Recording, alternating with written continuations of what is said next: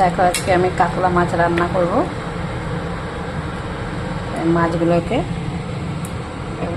দেখো মাথা এই কটা পিস দিয়ে, এটা হচ্ছে কাতলা মাছ। কাতলা মাছটা রান্না করব। এই মাছের ঝোল করব, কারণ ওই বেলা বিয়ে বাড়ি নিমন্ত্রণ আছে একটা, তো এক টাইমেরই মাছের ঝোল করব। দিয়ে দিলাম, বড় মাথা বলে একটাই এখন দিলাম। সব ভাজা হয়ে গিয়েছে। আমি মাছটা কড়া করে ভাজি না, হালকা ভাজি, কারণ কড়া মাছ ভাজলে মাছের টেস্টটা চলে যায়। এবার তেজপাতা দিয়ে দিলাম, তারপরে একটু জিরা দেব, ফোড়ন। কালো কালো ভাজা হয়ে গেছে। এবার এর মধ্যে আমি আলু আর লঙ্কাটা ছেড়ে দেবো, নুন দিয়ে দিলাম। ভাজা হয়ে গেছে, এবার আমি এর মধ্যে হলুদ দেবো, হালকা একটু জল দেবো যাতে হলুদটা কালো না হয়।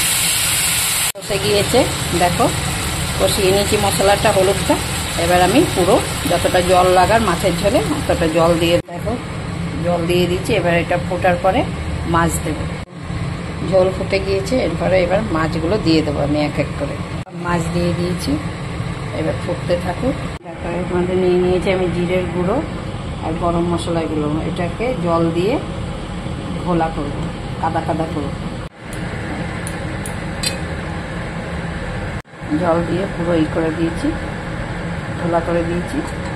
এবার এই ঝোলের মধ্যে এটা দিয়ে দেবো।